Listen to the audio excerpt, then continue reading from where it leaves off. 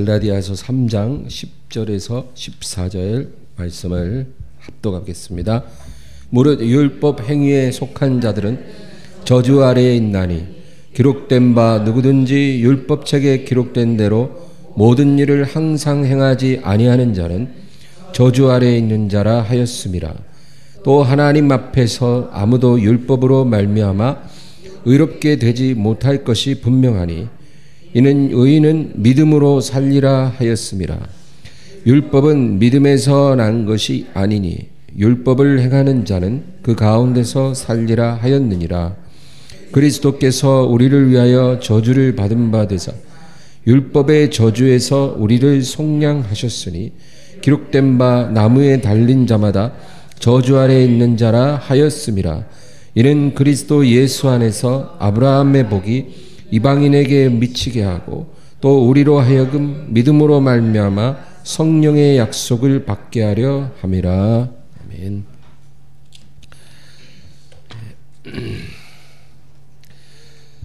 그리스도께서 율법의 저주에서 우리를 속량하셨다. 이 말을 우리가 잘 알고 있습니다.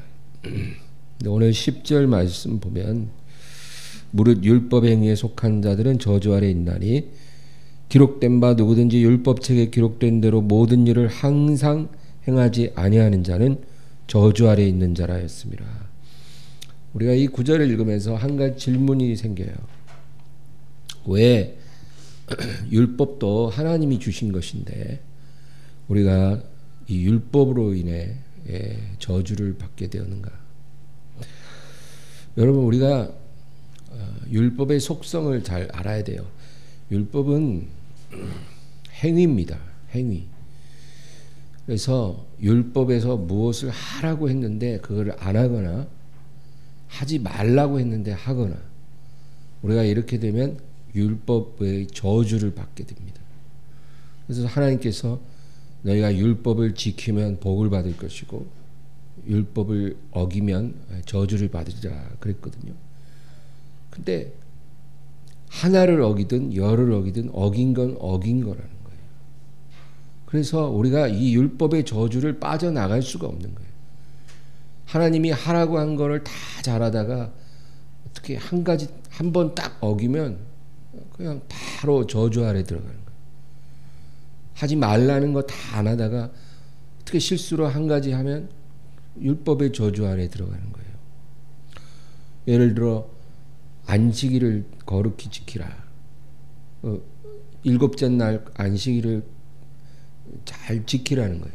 그날은 아무 일도 해서는 안 된다. 근데 안식일 잘 지키다가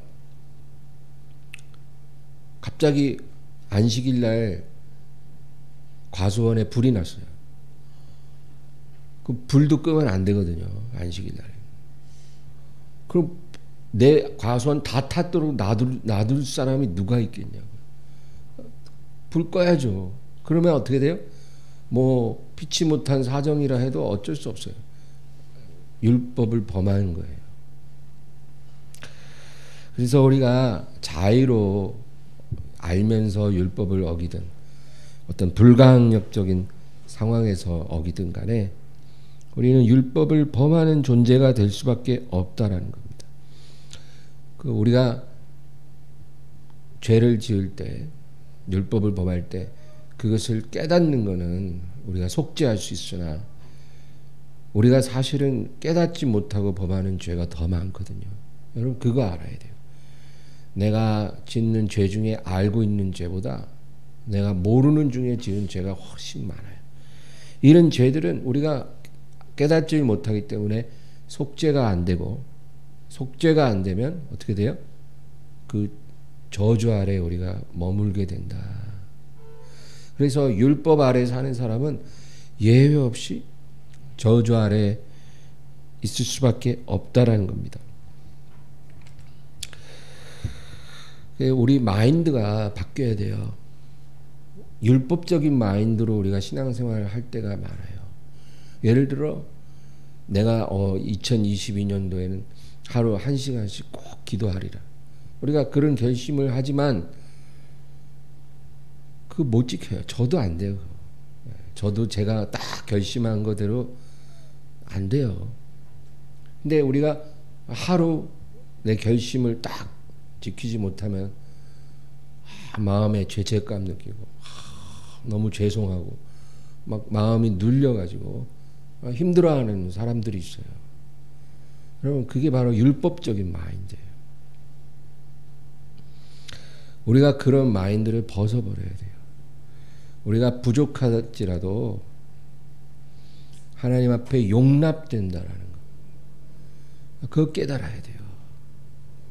우리가 율법 아래에 살 때는 그게 안 되지만, 왜? 율법은 행위이기 때문에 바른 행위를 하면 되지만 잘못된 행위를 하면 잘못된 거거든요.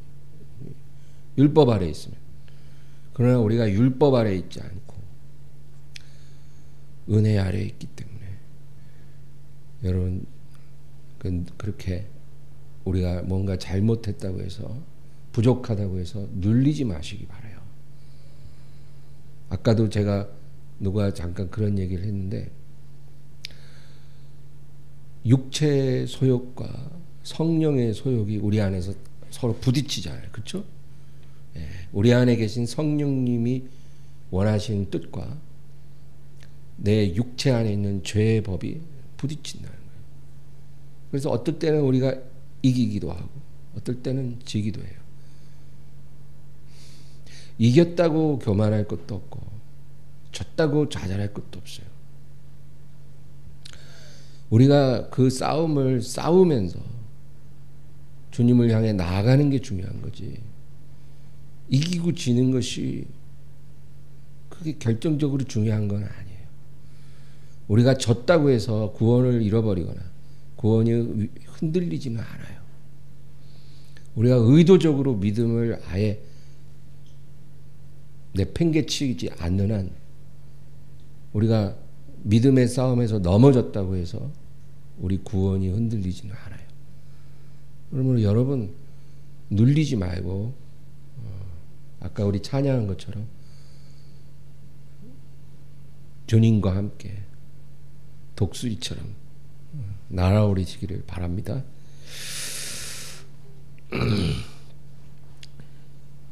그래서 그리스도께서 이 율법의 저주에서 우리를 자유케 했다라는 것은, 여러분, 그것은 우리가 행위가 아니라 믿음으로 의롭게 될 수 있도록 문을 열어주셨다, 그 말이에요. 이제는 우리가 완전히 다른 법을 적용받는다, 그거예요. 이거 엄청난 거예요. 8.15 해방보다 더 엄청난 거예요. 우리 8.15 해방됐을 때 얘기 들어보면 그렇잖아요. 실감을 못하는 거예요. 36년간 일제 아래 있다가 갑자기 일본 제국주의가 퇴폐하고 자유를 얻었다라는 게 믿어지지가 않는 거죠. 그러나 그거는 현실이에요. 그러나 36년간을 압제 아래 있다 보니까 그 습성은 그대로 남아있을 수 있죠. 근데 우리가 율법의 저주 아래에서 속량을 받았다는 것은 그거보다 더 대단한 변화다. 근데 여러분, 여기서 오해가 생길 수 있어요. 율법에서 우리가 자유함을 얻고 구속함을 받았다 그러니까 이제 율법을 지킬 필요가 없는 거구나, 이제 율법은 무시하고 살아도 되는가 보다, 이렇게 우리가 오해할 수 있어요. 그러면 안 돼요. 우리 주님께서 뭐라고 말씀하시냐면, 천지가 없어지기 전에는 율법의 1.1획도 사라지지 않고 다 이루리라. 여러분, 율법은 하나님 말씀이잖아요. 근데 주님께서 뭐라 그랬어요? 천지가 없어지기 전에는 율법도 1.1획 사라지지 않는다. 그래서 여러분, 율법이 사라진 게 아니라 율법은 그대로 존재해요. 유효해요. 그러나 우리가 그 저주에서 자유함을 얻었다라는 거. 그 의미를 오늘 우리가 좀 살펴보려고 해요. 율법이라는 것은 하나님의 창조 원리입니다. 하나님이 세상을 지으시고 인생을 지으셨을 때 그 인생에게 어떤 매뉴얼을 주시는 거예요. 그게 율법이에요. 그러니까 우리 인생은 율법대로 살아야 돼요. 그거는 변함없어요. 하나님이 인생들에게 어떻게 살아야 되는지 딱 가르쳐 주신 게 율법이에요. 그리고 하나님 나라의 통치 원리이기도 해요. 주님 나라는 어떤 법 위에 다스려지냐면 그 율법의 원칙 위에서 주님 나라가 다스려진다. 그거예요. 그래서 우리는 율법을 잘 알고 있어야 돼요. 앞으로 우리가 영원히 살 나라의 법이 무엇인지, 또 우리가 어떻게 살아야 되는지 율법이 그걸 우리에게 말해주거든요. 사람을 고의로 살인한 자는 죽이라. 하나님이 그랬잖아요. 고의로 살인하면 용서받지 못하고 사형이에요. 그게 하나님의 법이고 인생 매뉴얼이에요. 그러니까 네가 만약에 고의로 누군가를 죽였으면 너는 죽은 목숨이라는 거예요. 부모를 저주하는 자는 반드시 죽이라. 그러니까 부모를 막 조롱하고 부모에게 막 욕을 하고 그런 자식들 있잖아요. 죽이라는 거예요. 남을 모함하고 해치려고 하는 사람들, 그런 사람들은 그 사람이 해치려고 하는 사람에게 하려고 했던 그대로 그 사람에게 하라고 율법이 말해주고 있어요. 이게 하나님 나라의 법이에요. 문명이 발달하고 사회 가치 기준이 변하고 생활 방식이 달라졌다 해서 죄에 대한 하나님의 기준이 달라진 건 아니에요. 똑같습니다. 우리 그걸 알아야 돼요. 하나님이 4000년 전에 모세에게 사람을 고의로 죽인 자는 반드시 죽일지니라 그렇게 말했으면 4000년 지난 지금도 하나님의 기준은 유효해요.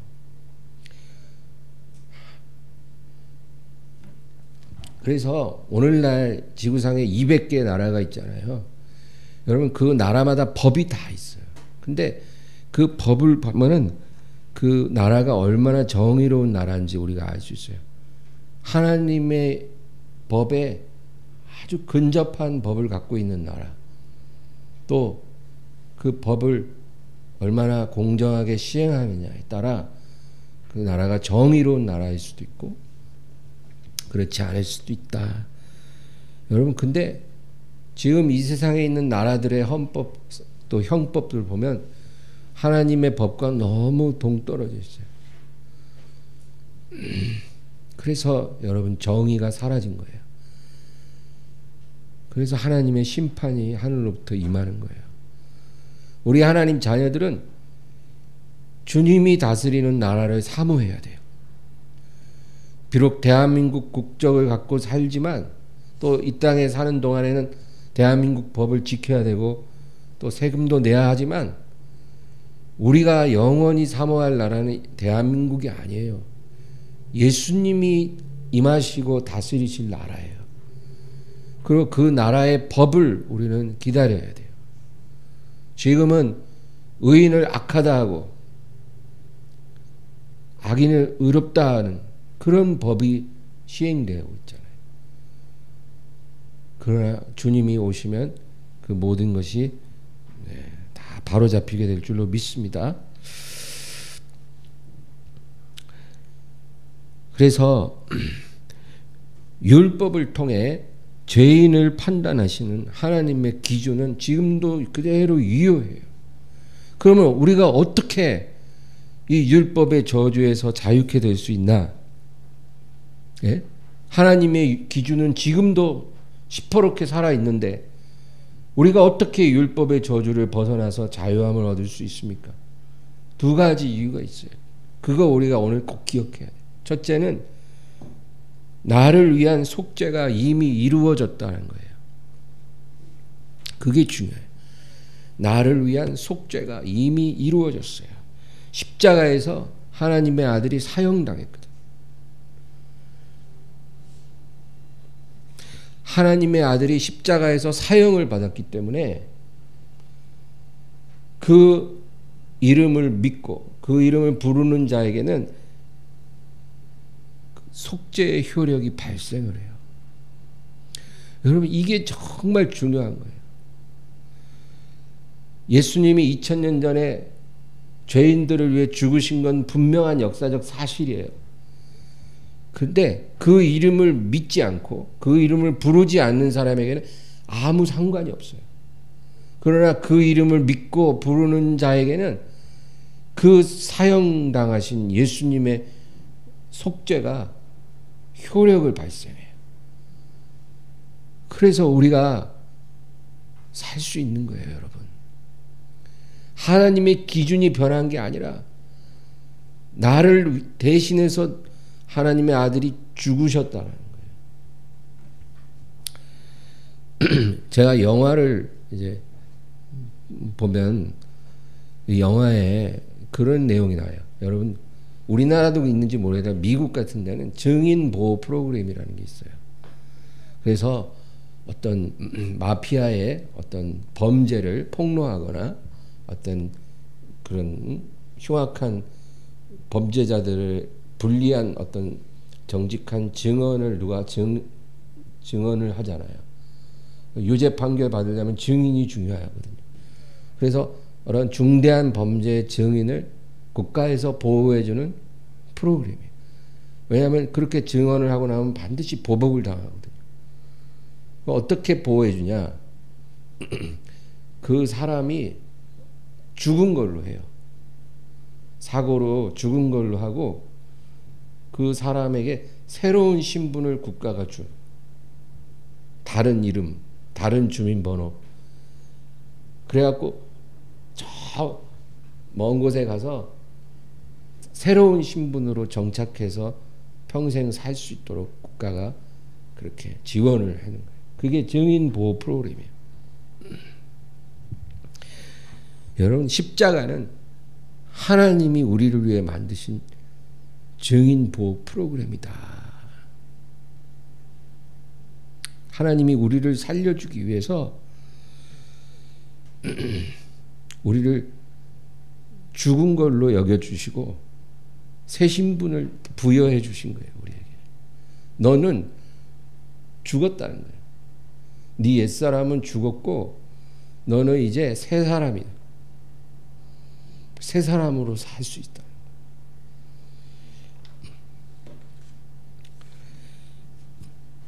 그 이름을 믿는 자는 십자가에서 이미 죽었다고 하나님이 선언하신 거예요. 죽은 거는 예수님인데, 그렇죠? 십자가에 달리신 예수님이 증인 보호 프로그램이에요. 그래서 예수님이 죽으셨는데 우리가 죽었다고 하나님이 선언해 버려요. 십자가에서 네가 죽은 거야. 그리고 너는 새 사람이야. 그러니까 너의 과거의 죄로 인해서 네가 보복당할 일도 없고 네가 심판받을 일 없다. 너는 새 사람이 됐기 때문에 새 사람으로 살아라. 여러분, 그거예요. 그래서 십자가가 우리에게 생명을 준다. 그거예요. 얼마나 감사합니까? 또 두 번째 이유가 있어요. 왜 우리가 율법의 저주에서 자유함을 얻을 수 있는지. 두 번째 이유는 더 높은 법의 적용을 받게 되기 때문이에요. 더 높은 법. 법도 법 위에 또 법이 있다. 그게 율법도 하나님이 세운 법이고, 근데 그 법 위에 하나님께서 그리스도의 법을 또 세우셨어요. 율법을 하나님이 제정하셨는데 그건 지금도 유효해요. 근데 그 법 위에 상위법으로 그리스도의 법을 하나님이 또 세우셨어요. 근데 예수님을 믿는 자는 율법의 적용을 받는 게 아니라 그 위에 그리스도의 법의 적용을 받는다는 거예요. 그게 하나님이 세운 룰이에요. 우리 로마서 8장을 한번 찾아볼까요? 조금만 앞으로 가시면 돼요. 로마서 8장 1절 2절 다 같이 읽습니다. 그러므로 이제 그리스도 예수 안에 있는 자에게는 결코 정죄함이 없나니 이는 그리스도 예수 안에 있는 생명의 성령의 법이 죄와 사망의 법에서 너를 해방하였습니다. 예. 하나님이 세운 그리스도의 법을 다른 말로 생명의 성령의 법이라 그래요. 오늘 말씀에 뭐라 그래요? 그리스도 예수 안에 있는 자에게는 결코 정죄함이 없죠. 왜? 증인 보호 프로그램 안에 들어왔으니까. 그리고 이는 그리스도 예수 안에 있는 생명의 성령의 법이 죄와 사망의 법에서 너를 해방하였습니다. 여러분, 우리가 예수님을 믿으면 성령을 선물로 받게 됩니다. 그건 하나님의 약속이에요.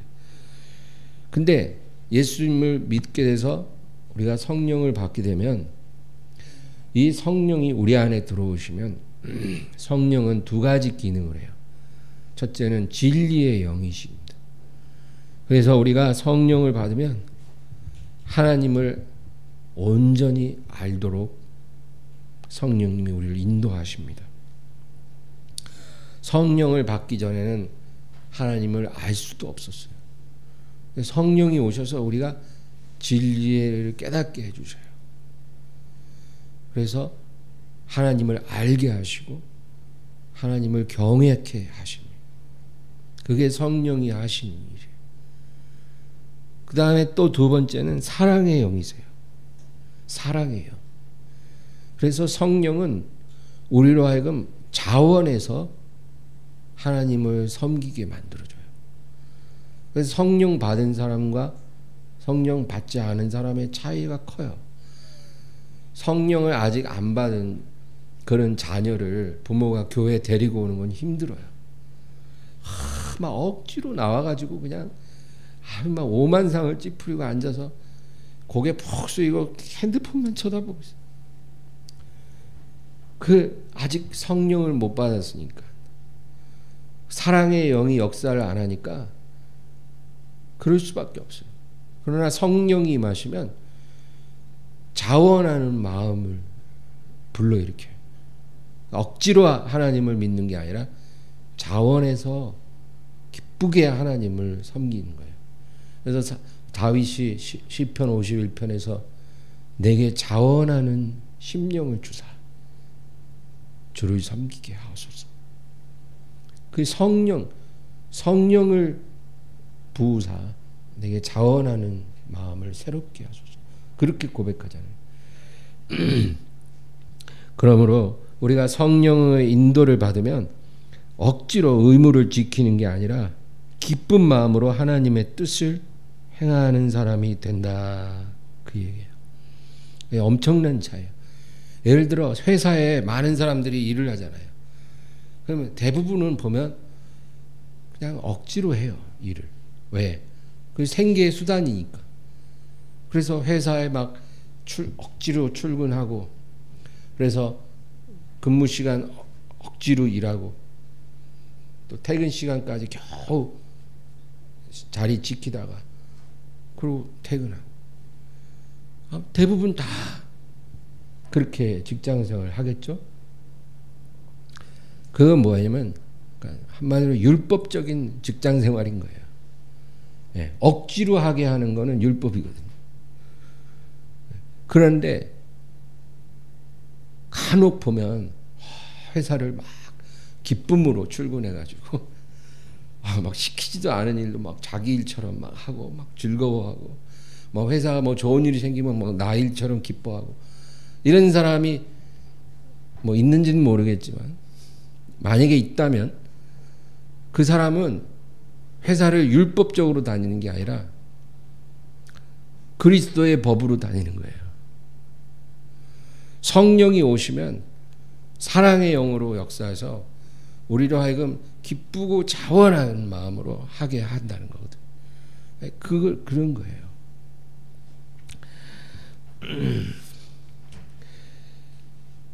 이스라엘은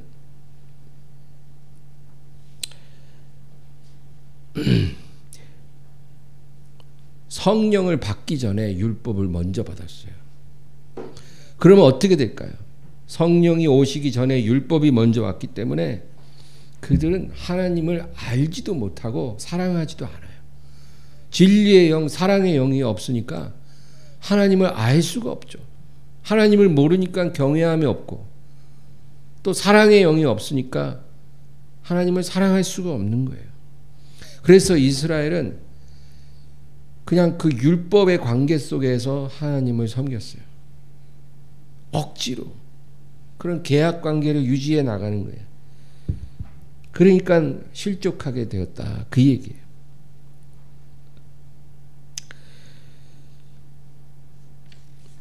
오늘 회사 얘기를 자꾸 하게 되는데, 그래서 여러분, 회사도 율법적인 회사가 돼서는 안 되고, 만약에 이 자리에 CEO들이 있으면 이 말씀을 꼭 들어야 되는데, 회사도 율법적인 회사로 운영하면 안 되고, 그리스도인은 은혜의 법에 따라 회사를 운영해야 된다, 그런 생각입니다. 율법적인 회사들은 직원들에게 실적을 내면 우리 회사에 계속 있을 것이고, 실적을 못 내면 쫓겨날 것이다, 그렇게 말을 해요. 그 율법이에요. 근데 은혜는 뭐냐면 네가 만일 정직과 성실과 사랑으로 이 회사를 다니면 실적이 부족해도 염려할 거 없다.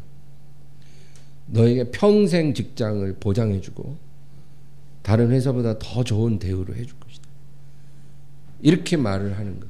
그게 바로 그리스도의 법을 따라 운영하는 회사겠죠. 그래서 하나님의 자녀들은 교회에 와서만 막 주님 찬양하고 그런 게 아니라 삶의 원리가 율법에서 은혜로 바뀌어야 돼요. 우리가 그렇게 살아야 그게 진짜 믿는 거예요.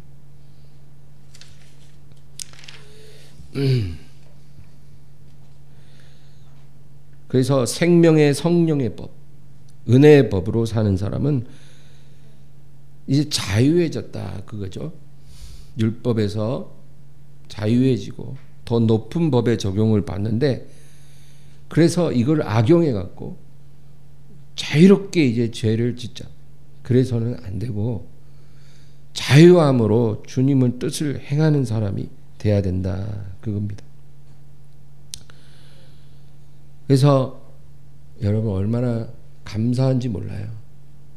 우리가 율법 아래 있지 않고 그리스도의 법 아래 있습니다. 예를 들어 주일 성수도 마찬가지예요. 우리 안식일을 지키다가 주일 성수로 변했잖아요. 구약 시대 같으면 안식일을 범하면 그냥 죄를 지은 거예요. 이유 불문하고. 그러나 지금은 만약에 어떤 성도가 몸이 너무 아파서 주일날 교회를 못 갔어요. 그럼 죄 지은 건가요? 구약 시대 같으면 그게 죄예요. 코로나 걸려갖고 집에 있어도 예외 없어요. 일단 너 교회 안 나왔어? 그럼 죄 졌네. 그렇게 되는 거예요. 구약 시대 같으면. 어떤 사람이 회사에서 갑자기 주일날 출근하라 그래서 나가서 근무를 했어요. 그럼 주일날, 안식일날 일을 했으니까 안식일을 범한 거예요. 근데 지금은 우리가 그렇지 않아요. 여러 가지 상황이 있어서 내가 주일날 회사에 출근해서 일할 수도 있고, 또 무슨 몸에 문제가 있어서 교회를 못 나가고 예배를 못 드릴 수도 있어요. 그래도 그것이 죄를 범한 것은 아니라는 거예요. 그러니까 죄책감에 눌릴 필요가 없어요. 그러나 우리가 그 자유함을 악용해서 그래? 주일날 교회 안 가도 되는 거였어? 그러면 이제 이번 주일은 등산을 가고 다음 주일은 낚시를 가고 그 다음 주일은 골프를 치자. 이렇게 한다면 그게 안 된다는 거예요. 왜? 우리는 율법이 아니라 그리스도의 법, 생명의 성령의 법으로 우리는 적용을 받는 건데 그것은 뭐라 그랬어요? 사랑의 영, 진리의 영으로 인도함을 받는 거고 자원하는 마음으로 하나님을 섬기는 것인데 하나님을 향한 마음보다는 나의 쾌락을 위하는 마음이 더 커서 그 자유를 악용한다면 우리는 생명의 법도 어기고 율법도 어기는 사람이 되는 거죠. 그렇게 해서는 안 되고 다만 내 마음이 하나님을 향해 있는데 여러 상황으로 인해서 내가 주일날 교회에 가서 예배를 드리지 못했습니다. 내가 직장에 가서 일을 해야만 했습니다. 죄송합니다. 그럴 필요는 없다 그거예요. 그냥 그럴 수 있다 이거예요. 하나님 보실 때. 네 마음이 나를 향해서 온전하고 진실하면 자유해라. 죄송할 거 없고 죄책감 갖고 회개할 필요 없다는 거예요. 주일날 교회 못 나와서 상황이 여의치 않아서 예배 못 드는데 뭘 회개를 해요. 구약 시대는 회개해야 했지만 지금 그럴 필요 없다 이거예요. 네 마음이 어디를 향해 있는지 네가 어느 곳에서든지 나를 향하고 나를 예배하기를 원했다면 나는 그것으로 네가 충분하다고 생각한다. 그것이 여러분 이제 이해가 되시죠? 그래서 율법 안에 살지 말고 생명의 성령의 법 안에 살기를 바랍니다. 그래서 예수님은 마음으로도 간음하지 말고 마음으로도 미워하지 말라 그렇게 말씀하신 거예요.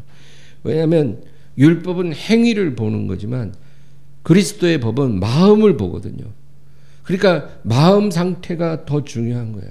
어떻게 보면 더 고상하고 더 엄격한 법이에요. 마음까지 온전해야 되니까. 그래서 우리가 이런 관점에서 예수님이 왜 그렇게 바리새인만 보면 야단을 치셨는지 알 수가 있어요. 300데나리온이나 되는 향유를 주님께 부어드린 여자를 왜 예수님이 칭찬하셨는지 우리가 그걸 이해할 수 있는 거예요.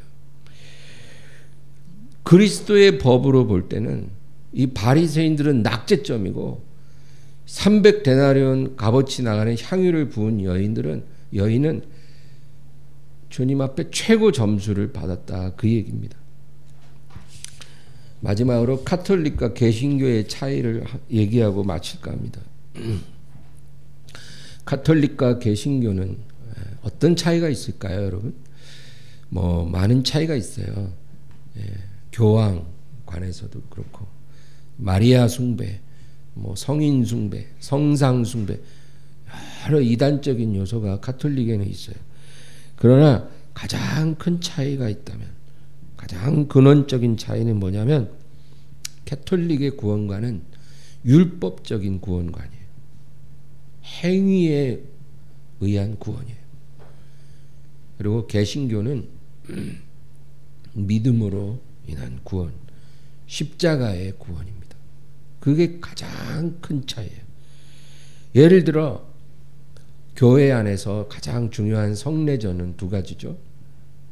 성찬과 세례예요. 성찬은 요즘 뭐 한 달에 한 번 하죠. 세례 후 침례는 평생 한 번 합니다. 이 중요한 성례전인데 가톨릭은요. 예를 들어 성찬을 놓고 보면 가톨릭에서는 화채설이라는 것을 주장해요. 그게 뭐냐면 사제가 떡과 잔을 딱 떼어주잖아요. 그러면 성도들이 이렇게 줄 서서 받아가요. 그래서 입에 딱 넣는 순간 그것이 예수님의 살로 변한다. 실제 살로. 그리고 잔을 받아서 딱 입에 넣는 순간 실제 예수님의 피로 변한다. 그게 화채설이에요. 지금 가톨릭은 그렇게 가르쳐요. 그래서 이 성찬을 많이 받아 먹을수록 좋다는 거예요. 예수님의 살과 피를 먹는 거니까. 여러분, 우리 기독교는 식인 종교가 아니에요. 절대로. 예수님이 잔을 주면서 이것은 너희를 위해 흘리는 나의 피니라.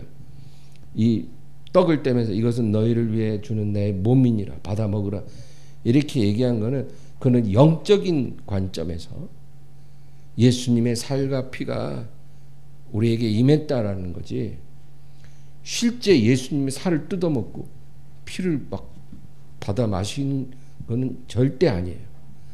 우리 기독교는 그런 식인 종교가 아니에요. 식인 종교는 사탄 숭배자들이나 하는 짓이에요. 근데 캐톨릭에서는 예수님의 살과 피를 실제적인 거라고 말을 하고, 그거를 자꾸 먹을수록 우리에게 영적으로 아주 유익하다. 그래서 믿음이 없는 사람도 일단 주는 대로 받아 먹으면 좋다라는 거예요. 많이 먹으면 아주 좋다라는 거예요. 여러분, 그게 맞는 말 같으세요? 그거는 행위예요, 행위. 많이 받아 먹을수록 내가 구원에 가까워진다. 그거는 행위에 의한 구원이에요. 그러나 성경은 뭐라고 우리에게 말씀하냐면, 믿음이 없으면 성찬을 대해서는 안 된다는 거예요. 야고보서 읽어보시면 나와요. 믿음이 없는 사람은 성찬을 절대 받지 마라. 성찬이라는 것은 반드시 예수님을 믿고 구원받은 사람만 그것을 받을 수 있고 예수님을 기념하는 거죠. 우리가 성찬을 받아서 구원받는 게 아니에요. 예수님을 믿고 그 이름을 부름으로 구원을 받은 거예요. 그 사람이 성찬을 뗄 때 하나님의 축복도 받는 거죠. 완전히 다른 거예요. 그래서 지금 교회에 앉아 있어도 구원의 확신이 없는 사람은 성찬을 떼면 안 돼요. 예수님의 몸을 더럽히는 거예요. 그러나 10살짜리 아이라도 예수님을 정말로 믿고 사랑하는 아이면 성찬 받게 해주는 거예요. 그 성찬을 받고 안 받고의 기준은 믿음이에요. 가톨릭과 개신교는 완전히 틀려요. 또 세례도 마찬가지예요. 가톨릭에서는 유아 세례라는 걸 해요. 가톨릭뿐 아니라 그리스 종교, 러시아 종교, 성공회 많은 교회에서 유아 세례라는 걸 해요. 그 사람들이 왜 유아에게 물을 뿌려주냐면 어린 아기라도 그거 받으면 영적으로 좋다라는 거예요. 구원의 반열에 웨이팅할 수 있다는 거예요. 그 전혀 성경적이지 않은, 그것도 행위로 인한 구원이에요. 여러분. 유아가 무슨 믿음이 있어요? 아무 믿음이 없어요. 아직. 그걸 분별할 수 있는 나이가 아닌 거예요. 그런 아이에게 세례를 주면 그 아이가 구원받을 수 있다. 그건 행위 구원이에요. 그래서 유아 세례는 아주 잘못됐다. 세례 혹은 침례라는 건 성경이 뭐라고 말을 하냐면, 사람이 예수님을 믿고 거듭난 후에 우리가 침례를 받는 거예요. 그래서 나의 구원받았다는 거, 거듭났다는 거, 옛사람이 죽고 새로 태어났다는 거를 하나님 앞에서, 천사들 앞에서, 목사님 앞에서, 성도들 앞에서, 내 가족들 앞에서 선포하는 거예요. 그게 바로 침례. 이미 우리가 믿음으로 구원받았고 그것을 하나의 형식화한 게 침례예요. 그러니까 이런 예를 들어보면 돼요. 가톨릭에서는 네가 대학을 들어가서 공부를 안 해도 그냥 졸업장을 위조해 갖고 총장 직인을 찍으면 너는 된 거야. 졸업한 거야. 왜? 네 손에 지금 졸업장이 있잖아. 너는 졸업한 거야. 이렇게 말하는 거예요. 가톨릭은. 그러나 개신교는 네가 대학에 정식 시험을 쳐서 입학을 해서 4년간 공부를 했고 네가 그 학업을 다 마쳤기 때문에 너는 졸업했어. 네가 몸이 아파서 졸업식장에 못 갔었지만 그건 아무 상관이 없어. 너는 졸업한 거야. 이렇게 말하는 거예요. 여러분, 어느 게 맞다고 생각하세요? 후자가 맞겠죠? 사도행전 8장에 보면 에디오피아 내시가 예루살렘에 왔다 돌아가는 길에 빌립 집사를 만나서 전도를 받아요. 그래서 예수님을 영접해요. 그러니까 에디오피아 내시가 내가 세례 받을 수 있습니까? 여기 물도 많은데 우리 가던 길 멈추고 저희가 세례를 받게 해주세요. 그래요. 그러니까 빌립이 뭐라 그럽니까? 근데 여러분 참 재밌는 거는 사도행전 8장 37절인데 우리가 읽는 성경엔 8장 37절 없음 돼 있어요. 가장 중요한 구절을 누가 빼버렸어요.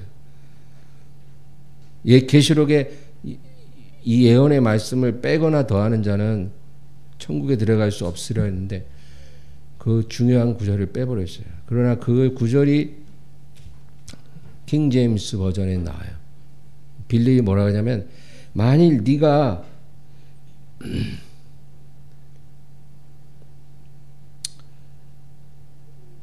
마음을 들여 믿으면 세례를 받을 수 있느니라. 그 구절이 나와요. 마음을 들여 믿으면 너는 세례를 받을 수 있다. 그래서 세례를 줘요. 여러분 그거예요. 캐톨릭에서 지금 행위 구원을 자꾸 가르치려니까 그런 중요한 구절을 다 빼버리는 거예요. 근데 침례도 그렇고 성찬도 그렇고 먼저 믿은 다음에 구원받은 후에 하는 거예요. 믿음도 없는 사람에게 성찬 주고 침례 줘서 구원받을 수 있다. 그거는 행위 구원이에요. 오늘날 개신교가 정말 많이 타락했어요. 사실은 개신교가요 정말 세상과 짝하고 탐욕과 거짓에 물들어서 세상으로부터 손가락질 당하고 하나님의 슬픔이 됐어요. 그러나 교리적으로는 그래도 온전해요. 도덕적으로 윤리적으로는 지금 부패했을지라도 교리적으로는 그래도 성경적으로 믿는 거예요. 캐톨릭은 그것마저 없어요. 캐톨릭 믿어서는 구원받지 못해요. 어려워요. 하나님이 캐톨릭 신자 중에 정말 정직한 사람을 구원하실 수 있는지는 저는 모르겠지만 정말 어려워요. 그래서 여러분 제가 오늘 말씀드리고 싶은 거는 복음 위에 서서 온전한 믿음으로 하나님을 우리가 섬겨야 되겠다 그겁니다. 우리가 행위로 구원받는 게 아니라 믿음으로 구원받는 거예요. 우리가 때로는 우리가 행위로 하나님 앞에 참 부끄러울 수 있지만 그것 때문에 우리가 정죄받지 않고 우리 구원을 잃어버릴 일은 없다라는 거 꼭 믿으시고 믿음으로 살게 되기를 주의 이름으로 축원합니다. 오늘 말씀을 생각하면서 간절히 기도합니다. 주여 주여 주여